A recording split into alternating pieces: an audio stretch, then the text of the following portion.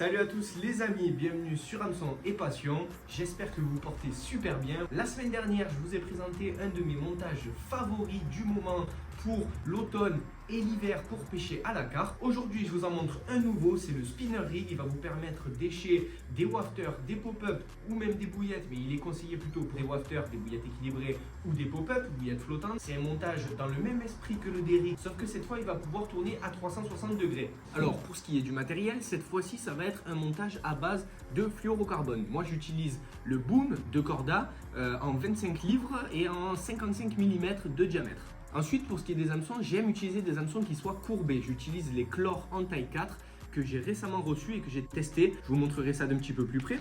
Derrière, vous allez utiliser des petits crimps.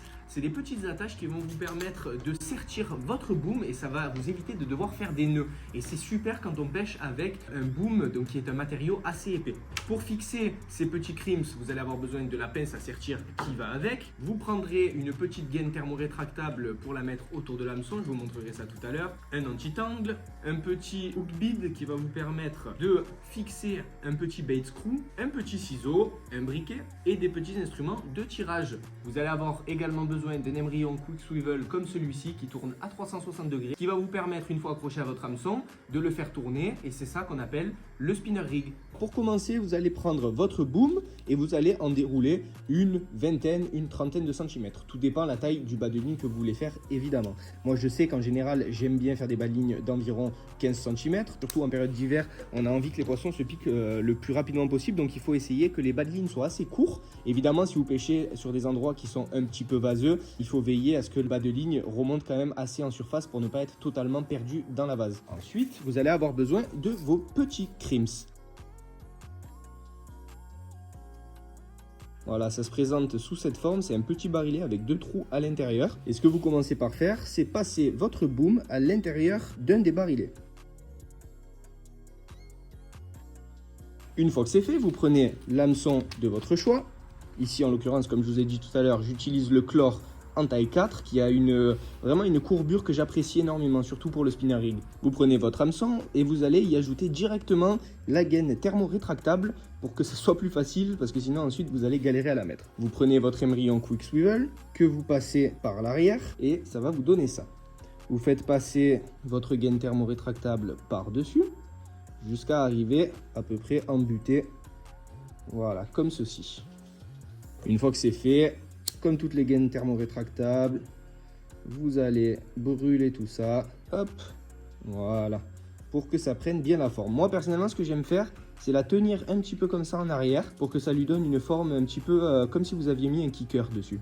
Une fois que ça a bien durci, ce que vous allez faire, c'est passer votre boom à l'intérieur de l'émerillon, et puis vous le passez dans l'autre barillet du crimps.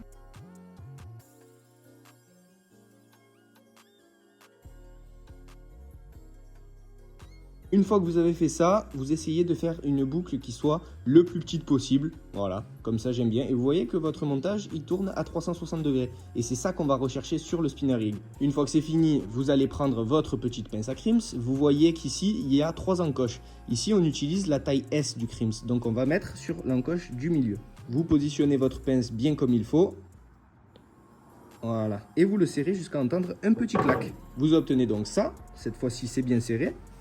Vous prenez votre ciseau et vous coupez l'excédent. Normalement, c'est assez solide, c'est bien serti, bien serré. Mais si vous voulez une sécurité en plus, vous mettrez un petit coup de briquet. Avant de s'occuper du deuxième côté, vous n'oubliez pas de placer votre petit anti-tangle. Et puis, vous faites la même chose. Vous passez votre crimps d'un côté et vous le repassez à l'intérieur. Et cette fois-ci, vous veillerez à laisser une boucle un petit peu plus grosse, environ comme ça. Un petit peu plus petite, voilà, comme ça. Parce que c'est cette partie qu'on va glisser dans l'émerillon du clip long. Vous prenez votre pince. Vous coupez l'excédent. Petit coup de briquet, comme je vous ai dit tout à l'heure. Voilà. On va faire pareil de l'autre côté.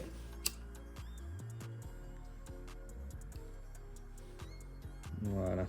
Et là, vous avez fait le plus dur. C'est vraiment un montage qui est très facile à faire, hein. Honnêtement, Il y a juste à avoir le matériel qu'il faut et ensuite c'est des montages qui sont vraiment super pêchants et c'est vraiment le top. Moi j'adore utiliser ce genre de montage pour l'hiver. Pour ce qui est du bait screw, il y a plusieurs écoles. Moi je sais que j'aime beaucoup utiliser ces bait screws en plastique. Il y en a qui sont en métal, mais je trouve que ceux-là ont une meilleure articulation. Donc on va utiliser un bait screw comme celui-ci. Vous le décrochez, vous le passez simplement dans l'hameçon comme ici et ensuite vous allez prendre un petit hook bead en plastique que vous allez faire glisser sur la pointe de l'hameçon. Là, c'est vous qui allez gérer votre articulation. Moi, je sais qu'en général, je le mets ici, à peu près au niveau du micro-ardillon. Voilà, et ça permet d'avoir pas mal de distance. Votre montage est quasiment prêt. Il ne vous reste plus qu'à le tendre. Ne tirez pas trop fort, ça ne sert à rien. Le fluorocarbone est déjà très rigide. Il suffit juste de bien le tendre. Et puis, vous pouvez passer votre anti-tangle par-dessus. Voilà les amis, vous savez faire le spinner rig. C'est un des montages que j'affectionne tout particulièrement pour pêcher en automne et en hiver à la carpe, que ce soit à la wafter ou à la pop-up. Vous pouvez utiliser les deux, c'est top. N'oubliez pas que la pop-up est un appât flottant. Donc si vous utilisez des pop-up, mettez un petit peu de pâte tungstène sur le crimp. Ça va permettre de plaquer votre montage au fond et de laisser dépasser que l'hameçon. Je réfléchis à d'autres montages qui pourraient être intéressants. Là, c'est vrai que je vous ai présenté le D-Rig et le Spinner Rig qui sont pour moi les deux montages que je vais combiner cet hiver. Mais je vais essayer de réfléchir à d'autres choses, à d'autres élaborations. Mais en tout cas, voilà, ça me fait extrêmement plaisir de partager ça avec vous. J'espère que ça vous aura plu. Continuez à mettre des pouces en l'air. Vraiment, ça m'encourage énormément. Vous vous abonnez, vous activez la cloche de notification. Je sors une vidéo tous les dimanches à 16h30. N'hésitez pas à être au rendez-vous, ça me fait extrêmement plaisir. Mettez des petits commentaires, ça peut m'aider à moi, ça peut aider énormément de monde, ça peut aider la communauté. En tout cas, j'espère que ça vous aura plu. N'oubliez pas le petit like et on se dit à dimanche prochain. Allez, ciao!